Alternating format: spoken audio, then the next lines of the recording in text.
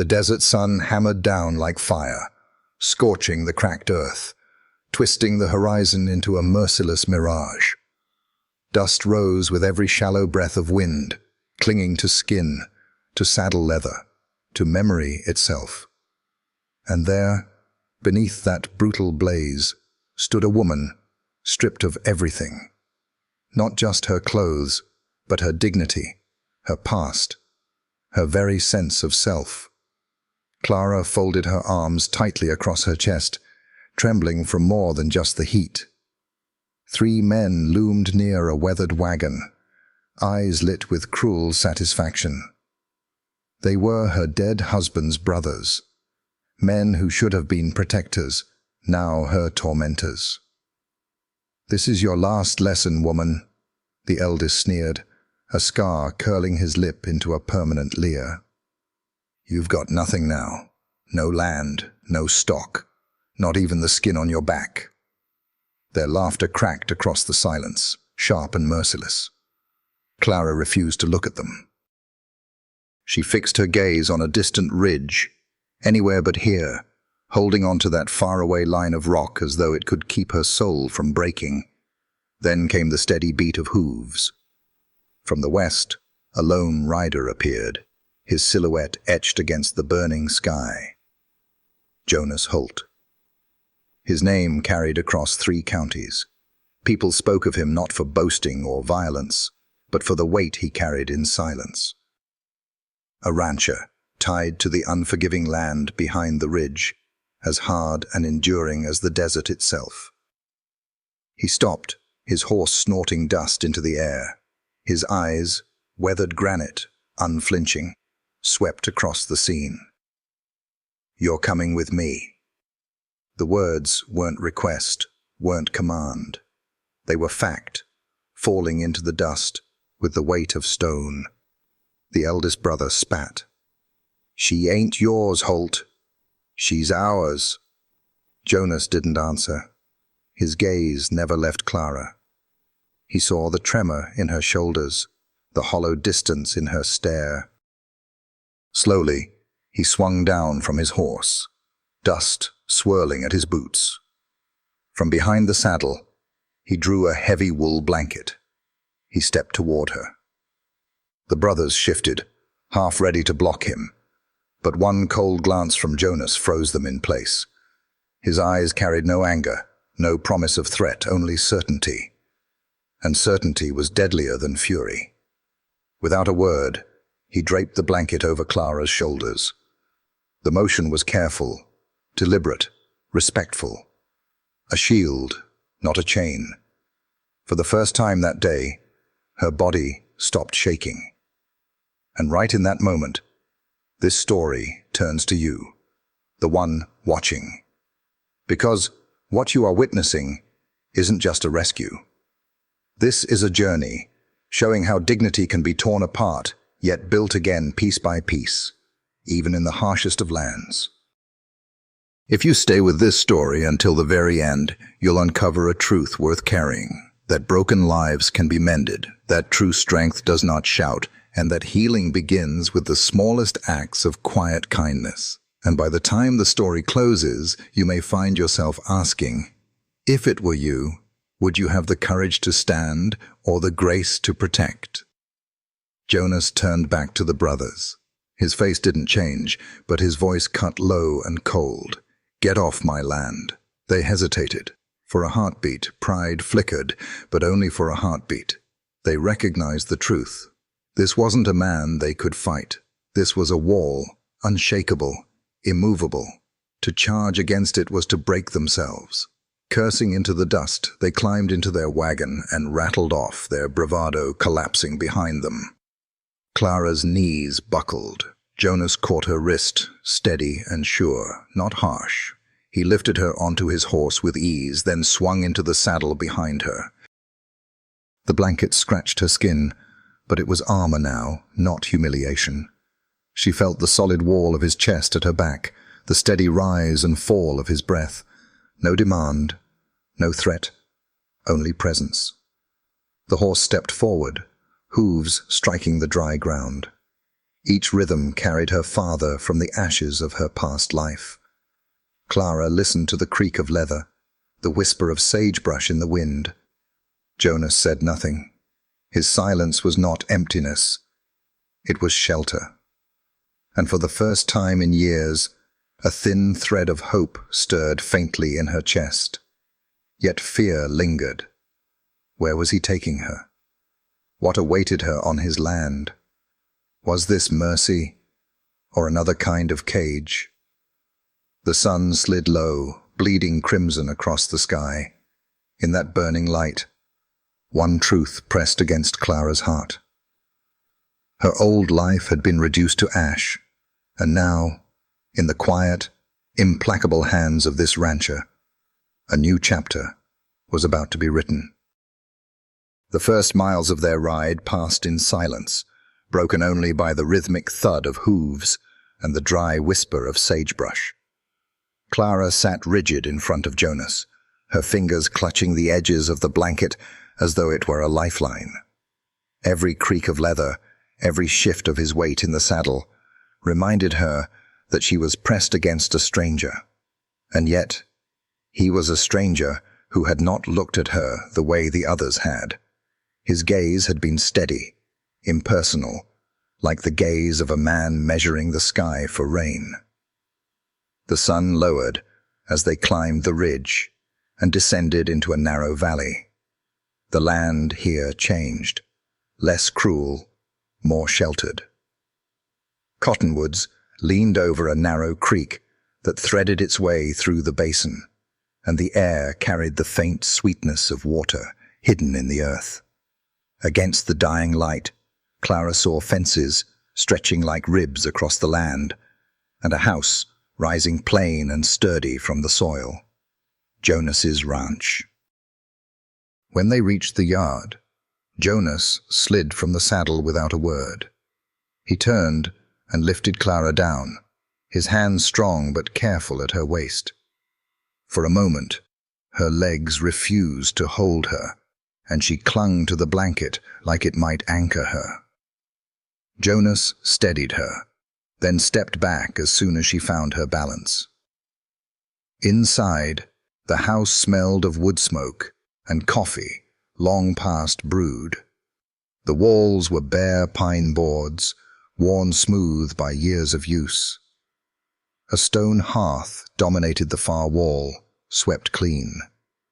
The furniture was handmade, plain but sturdy.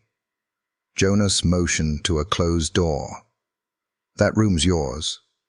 There are clothes inside, my mother's." He didn't linger. He moved to the stove, his hands already busy stacking kindling, striking a match. The fire crackled to life, orange light warming the small space. Clara stepped into the room he'd given her and found a simple cotton dress laid neatly on the quilt of a narrow bed. It smelled faintly of lye soap and sun. Her throat tightened. As she shed the blanket, her last tie to humiliation, and dressed in the borrowed garments. The fabric hung loose on her thin frame, but to her, it was a shield, a beginning. When she returned, Jonas had 2 plates waiting on the table. Beans and bacon, steaming in the firelight. They ate in silence. The only sounds the scrape of tin forks and the low sigh of the hearth. He never once looked at her, the way men had before. His eyes stayed on his food, his movements steady and deliberate. It was a mercy she hadn't known she needed. The days that followed carried a rhythm Clara had forgotten existed. Jonas woke before dawn. The heavy tread of his boots across the floorboards served as her only alarm. He spent long hours in the fields and pastures, mending fences, tending cattle, cutting wood. He left bread or stew for her on the table without ceremony, without intrusion. He never knocked at her door. Clara stayed indoors at first, drifting through the rooms like a ghost. She touched the walls, the rough furniture, the objects left behind from another life. In a small wooden box, she found keepsakes, carved birds, a faded photograph of a stern woman with Jonas's eyes, a chipped porcelain teacup with its handle broken.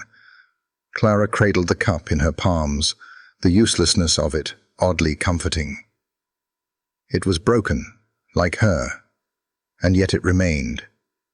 One afternoon, the air inside felt too tight to breathe. She stepped out onto the porch. The sun was high, the air sharp and clean. In the distance, Jonas worked a fence line, the swing of his hammer measured and strong. Clara's heart jolted as he slowed his movements, just for a fraction of a second, as if he knew she was watching. He never turned, never waved. He simply granted her the dignity of silence, as though her small act of stepping outside was something sacred that did not need to be called out. For days, that became enough. She would sit on the porch, wrapped in a shawl, watching him labor across the land. His steadiness became an anchor, even from afar. But then, one evening, as the sky burned violet and the cattle shifted nervously in the pasture, Clara saw it, a speck on the eastern ridge, a rider where no rider should be. It was too far to see clearly, but cold certainty settled into her bones. The Graysons. The figure lingered there for nearly an hour, unmoving, a shadow against the dying light, watching, waiting. Fear coiled tight in Clara's chest. The valley no longer felt like sanctuary, but a trap. She retreated inside, pressing her back against the wall, as though she could feel the thinness of the boards between herself and the world beyond. When Jonas came in from his work, he said nothing of the figure. He simply laid a piece of oiled cloth on the table, disassembled his rifle with practiced care, and began to clean each part. The soft scrape of metal on metal echoed in the small room. Clara sat by the hearth, hands twisted together in her lap, watching. His movements were steady, sure, without flourish. It wasn't aggression. It was preparation. He did not need to name the threat. He simply acknowledged it by readying himself. And in that moment, Clara understood. What he had given her was not a single act of mercy, not a fleeting gesture. He had taken on a responsibility, a burden he would not set down. The air between them thickened with unspoken understanding. Fear was not gone, but it had changed. It was no longer hers alone. Outside, the wind swept across the valley. The lamps flickered. Somewhere in the dark, a hawk cried. Clara drew the blanket tighter around herself. For the first time in weeks, she felt the faintest glimmer of something more than survival. Not safety, not yet, but a fragile beginning. The storm came suddenly, rolling in from the north with a low, moaning wind that wrapped around the house like a warning. Clara woke to the bleating of a ewe outside, high and sharp with distress. Before she could even rise, Jonas was already on his feet, boots thudding across the floorboards, lantern in hand. She followed without knowing why. Maybe it was instinct. Maybe it was the sound of his urgency. Clipped, quiet, but absolute. The rain lashed against the windows as they ran across the yard, mud already sucking at her borrowed shoes. In the small birthing pen near the barn, a ewe lay thrashing, sides heaving. Jonas was on his knees in the straw, his hands slick with sweat and blood, murmuring low to the struggling animal. "Hold this," he barked, nodding toward the lantern. Clara knelt, gripping it with surprising steadiness, despite the wind tearing at her hair. Her hands trembled, but not enough to make the light waver. She angled the flame so he could see, his face taut with focus. The ewe cried out again, the sound cutting through the storm like a knife. Jonas worked with calm determination, trying to reposition the lamb inside. His voice, deep and steady, never rose above the chaos. Easy, girl. Easy now. Minutes stretched into eternities. Clara's knees sank into wet straw, her dress soaked, hair plastered to her cheeks. She clutched the lantern, as though her very existence depended on its light. And in a way, it did. Without her, he would have been fumbling blind. At last, with one great effort, Jonas pulled the small body free. It slid into the world limp, slick, still. Clara's heart stopped. Jonas cleared its airway with a practiced motion, then rubbed it vigorously with burlap, his large hands surprisingly gentle. "Come on," he muttered, low and insistent. "Come on." For a moment, that felt endless. The storm itself seemed to pause, holding its breath. Then, a shudder. A cry, weak but real. The lamb wriggled, fragile life spilling back into the night. Relief slammed into Clara so hard she nearly sobbed. She looked at Jonas, the lantern light catching his face, harsh angles softened by that rarest of expressions, something almost like tenderness. When he met her eyes, he didn't speak. He didn't need to. For the first time since her world had ended, Clara felt herself part of something that mattered. They returned to the house soaked, the storm beating against the roof in a steady roar. Jonas hung the lantern, peeled off his wet coat, and sank heavily into a chair. Clara stood by the hearth, dripping, her breath shuddering. "Thank you," she whispered. The words were small, almost lost to the storm, but they were the first she had given him freely. Jonas only nodded. But that nod held the weight of a long conversation neither of them yet had the strength to speak. The days after the storm shifted. The silence between them grew different. No longer the silence of strangers, but of something beginning to root. Clara started to step outside more often, at first to sit on the porch, then to wander cautiously into the garden behind the house. She found a neglected patch of soil, overrun with weeds. Kneeling in the dirt, she pulled them one by one, her hands finding purpose in the dark earth. The act grounded her, gave her back a piece of herself. Soon, she discovered a spring of mint growing wild by the fence. She tended it carefully, coaxing the green to spread. One evening, Jonas came in from the fields to find a glass of cool mint water waiting on the porch rail. He stopped, studied it, then studied her where she sat on the steps. He picked up the glass and drank it down in one pull. His nod of thanks was enough. Clara began to take on small tasks, sweeping the floor, mending a tear in his shirt with steady stitches, tidying the shelves. They were not acts of servitude, but acts of partnership, gestures that whispered, "I am here. I exist. We share this space." Jonas never commented, but his eyes lingered longer on her now. He would leave a wildflower on the table some mornings, or point out the hawk wheeling over the valley. These were not grand gestures, but they spoke louder than words. One night by the fire, Clara finally told him. Her voice was even, steady, as though reading from a page rather than recounting her own wounds. She spoke of her husband, kind but weak. She spoke of his fever, his death, and of how his brothers had stripped her of everything. They had taken the land, the livestock, and when they cast her out, they had taken her clothes too, as if to prove she was never more than a possession. Jonas listened without interruption, his hands resting on his knees, his gaze locked on the flames. The only sign of his reaction was the muscle in his jaw tightening, releasing, tightening again. When she finished, silence settled heavy in the room. But it wasn't emptiness. It was the quiet of a burden shared at last, of a story witnessed. Clara exhaled, long and slow, and for the first time in years, she felt lighter.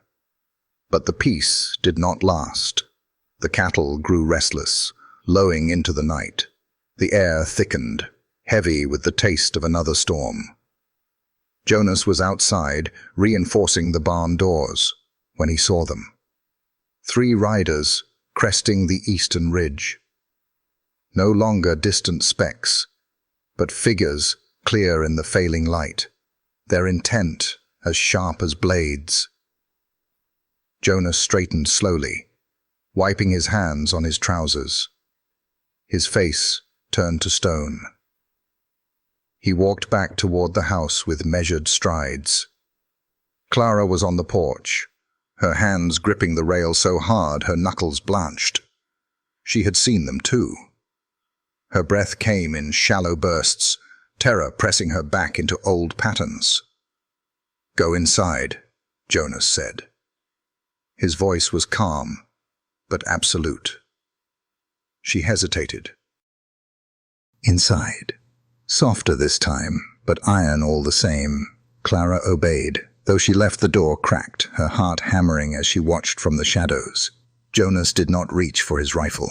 He simply stood on the porch, tall and solitary as the riders drew near. 3 Graysons, the father, flanked by his 2 brutal sons. The horses clattered into the yard, dust rising under their hooves. The old man reined in, his sneer sharp as a knife. "We've come for what's ours, Holt. Send the woman out." Jonas's gaze was steady, carved from stone. "She's not yours." The younger son dismounted, a rope coiled in his hand, a smirk twisting his mouth. "By law and by right she is. We aim to take her back." He stepped toward the porch.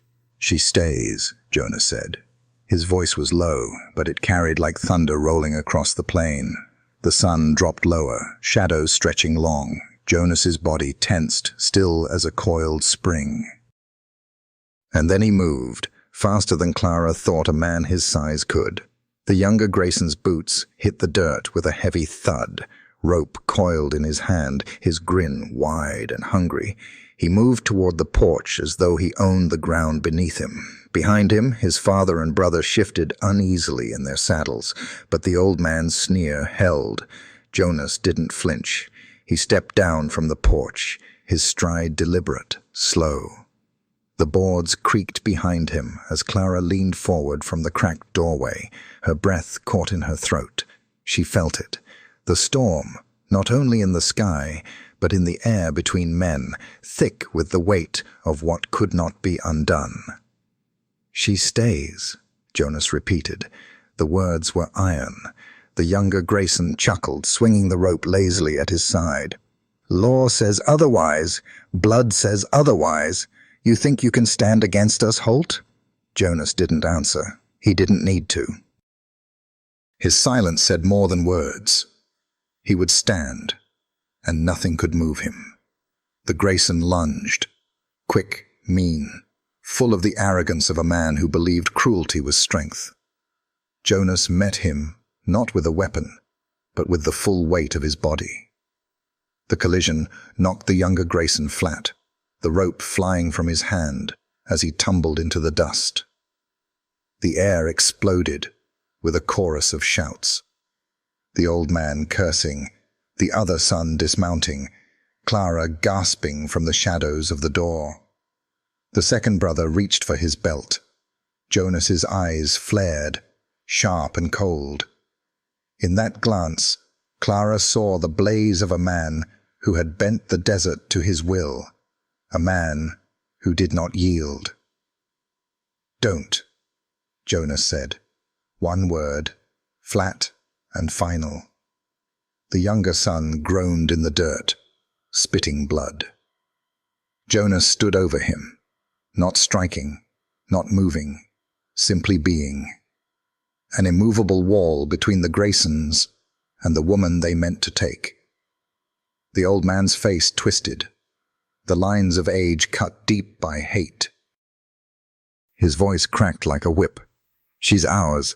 She's a Grayson by law, by name." "No." Jonas's voice cut through like a door slammed shut. The other son hesitated, his hand trembling near his holster. The storm winds whined across the yard, tugging at coats, throwing dust into eyes. Lightning flashed on the horizon, throwing their faces into harsh relief. Jonas, steady as stone. Clara, pale and wide-eyed in the doorway. The Graysons, furious but faltering. For a long, taut moment, no one moved. Then the old man spat, jerking his reins. "Mount up!" The brothers hesitated, humiliated, seething. They dragged the younger to his feet, his nose bleeding, his pride broken. Together they scrambled back into their saddles. Jonas never took his eyes off them. "Leave," he said, "and don't come back." It wasn't a threat. It was prophecy. The storm broke as they rode away, rain crashing down, thunder splitting the sky. The Graysons disappeared into the sheets of water, their curses swallowed by the roar.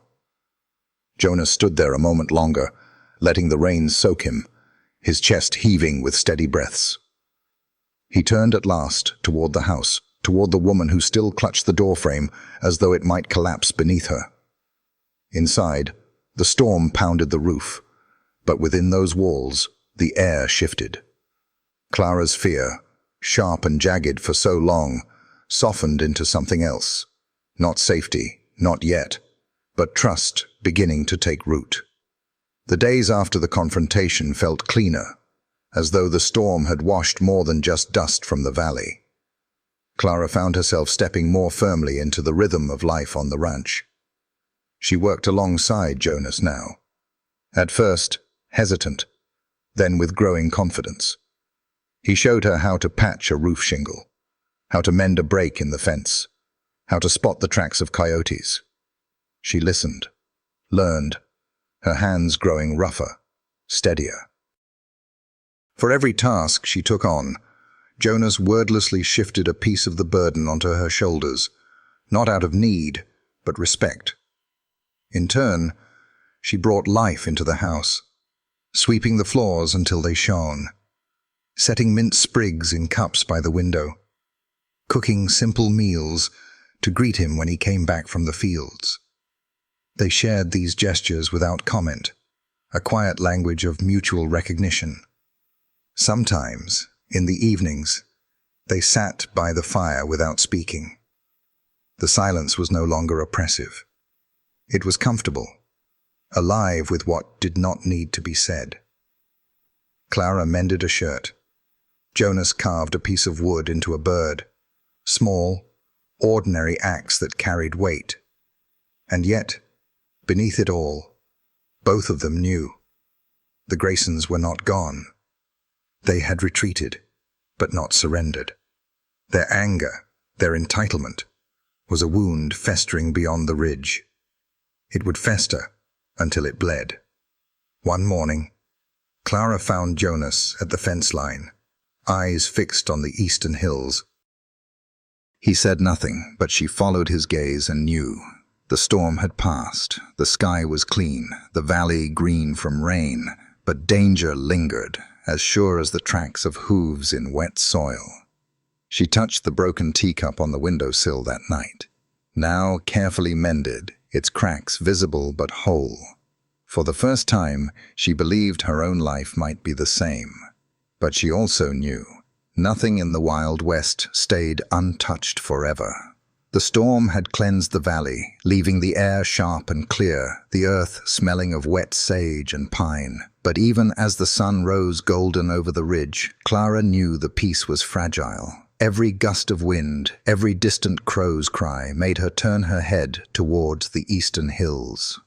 Jonas never spoke of the Graysons after that night. He worked the land with the same relentless rhythm as always, mending, cutting, riding fence lines. Yet his eyes, sharp and restless, scanned the ridges more often. He carried his rifle slung not in storage, but across his back, oiled and ready. Clara understood. Danger had not left them. It had only crouched low, waiting. Still, life pressed on. She woke earlier now. sometimes even before Jonas. She would light the stove, grind coffee, and set bread to warm. The first time he walked in to find breakfast waiting, he had paused, surprised, then inclined his head once, a gesture of gratitude, as heavy as speech. In the afternoons, she took to the garden, coaxing life from the earth that had once seemed barren. Her hands grew rough, nails broken, but her spirit steadied with each sprig of mint, each row of beans breaking soil. She found herself humming under her breath as she worked, the sound faint, like something remembered from childhood. Jonas noticed. One evening, he came back from the pasture and found her kneeling by the garden, dirt streaked on her cheeks, hair tangled by the wind. He stopped, watching quietly for a long moment. She glanced up, startled, but he only nodded once and moved on. That small acknowledgement was enough to make her heart steady itself against the old fear. It was weeks later, with summer's heat thickening the air, when Jonas returned from town with supplies.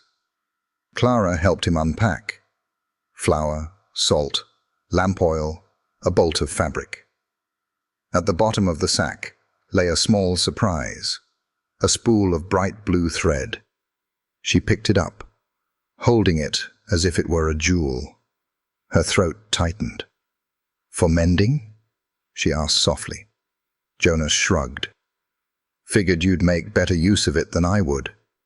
It was the closest thing to a smile she had ever seen crease his face.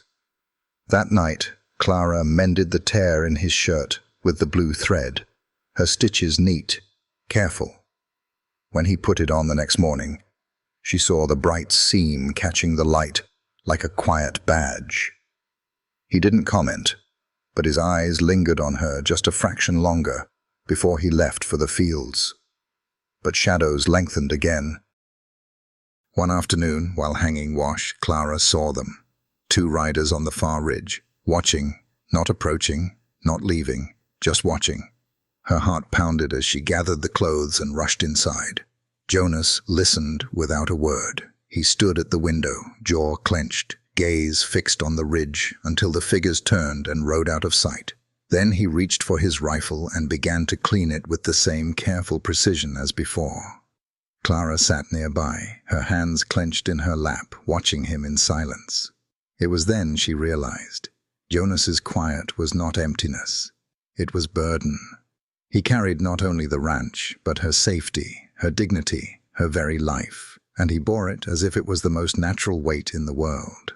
One night, unable to sleep, Clara stepped onto the porch. The stars burned bright, the air cool and still. She wrapped a shawl tight and looked out across the valley. Jonas was there, seated on the top step, rifle leaning against the railing. He didn't turn when she came out, but after a moment he spoke. "Couldn't rest either?" She shook her head, sitting a few feet away. The silence stretched, filled with the rustle of night grass, the distant bark of a coyote. "You don't owe me," Clara said suddenly, the words tumbling out. "Not my safety, not my life. You don't have to bear it." Jonas's gaze stayed fixed on the horizon. "It's not about owing.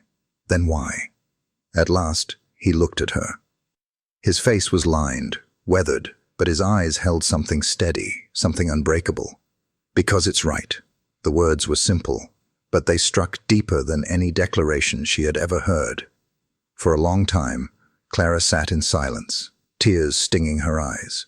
She had been discarded, humiliated, treated as less than nothing, yet here was a man who saw her not as property, not as burden, but as a life worth guarding, simply because it was right. In that moment, under the vast Wild West sky, something shifted. She did not feel owned. She did not feel weak. She felt human again. Days turned to weeks. The Graysons still lingered on the edge of thought, like wolves circling in the dark. But Clara no longer lived as a ghost within the walls. She worked beside Jonas, laughed once, faint but real, when a stubborn calf broke loose and chased her across the yard. Jonas had caught it with quiet efficiency, and when she doubled over, breathless, he gave her that slow, rare smile. The valley still carried danger, but it also carried life.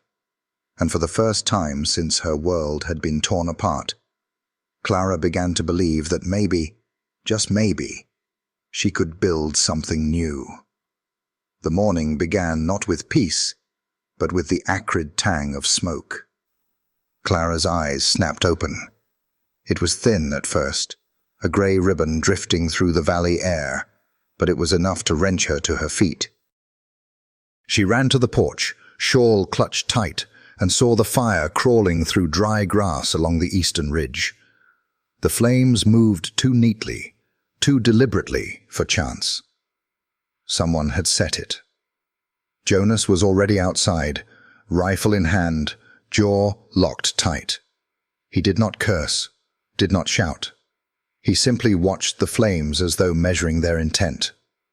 Then, calm and sure, bell.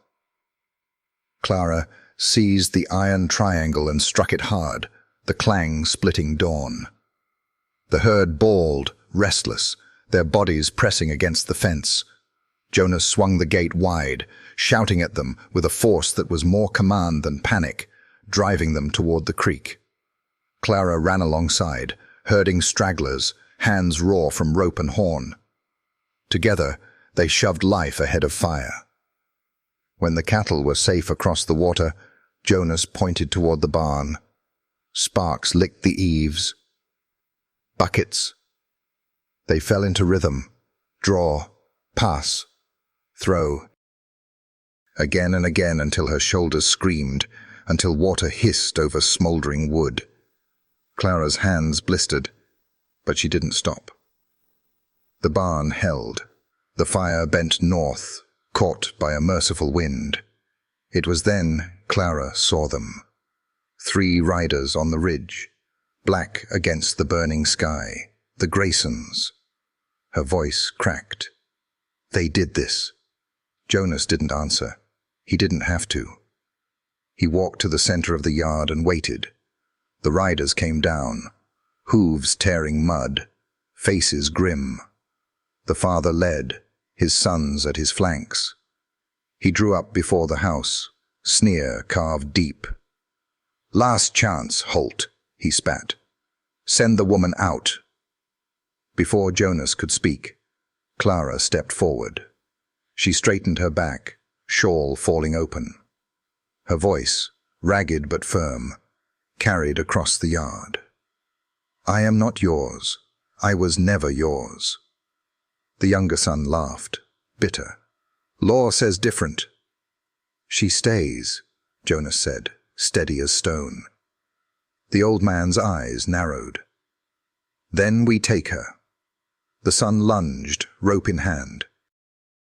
Jonas's rifle cracked once, the bullet slicing the loop clean. The horse reared.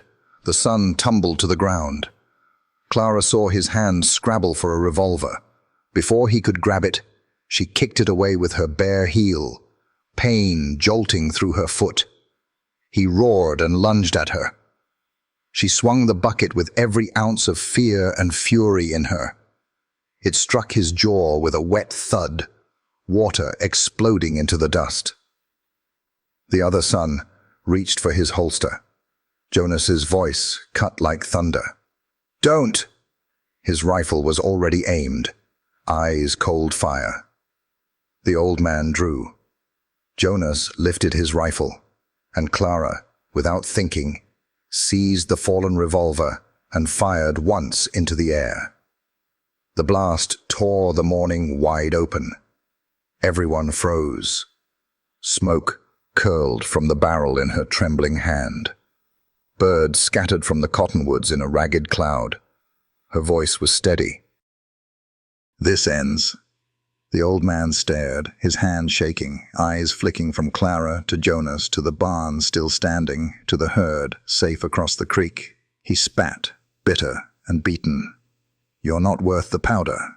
Jonas's reply was soft, final. "You never knew the price of worth." The father yanked his sons upright, shoved them into their saddles. At the edge of the yard, he twisted back, trying for menace. "We'll be seeing you." Jonas shook his head once. "No, you won't." They rode out into the smoke, swallowed by the ridge. Silence settled, the kind that comes after storms and shots, heavy with what nearly was. Clara's knees gave way. She sank to the dirt, revolver still in her hand. Jonas crouched beside her, shadow falling across her like shelter. "You fired," he said. No judgment, no praise. "I fired," she whispered. "Not at them, but I fired." "Good." Life carried forward. The fire scarred the valley, but grass would grow again. The Graysons never returned. A peddler passing months later muttered they had gone west, chasing silver and leaving debts behind. Whether true or not, it no longer mattered. Clara's garden flourished, mint spreading wild, beans climbing twine. She slept in the barn 2 nights to save a weak calf, bottle-feeding it into stubborn life. Jonas brought her small offerings, a wildflower, a feather, a smile slow and rare. She gave him work shirts mended with bright blue seams, each stitch a quiet vow. On the windowsill sat the mended teacup. Once it had cradled flowers. Now it held seeds, light, dry, waiting. Jonas touched it one evening, eyes resting on the cracks filled with gold of memory. "Whole enough," he said. "Whole enough," Clara echoed. One morning Jonas came in from the ridge, sweat dark on his shirt, dust streaking his face. On the table sat a glass of water, tinged green with mint. He drank it all, set the glass down and smiled. Small, unhurried, but real. "Welcome home," he said. The words did not wound her. They healed. They filled the cracks like sunlight after storm. Clara felt them settle into her bones, joining everything they had endured. The road, the blanket, the storm, the fire, the shot. She understood at last. This wasn't a rescue. It was a life. Side by side on the porch, shadows cast long across the yard. Clara and Jonas watched the valley breathe in peace. The hawk wheeled above. The lamb, born in storm, butted at her knee, and the wind whispered through the sagebrush like a promise kept.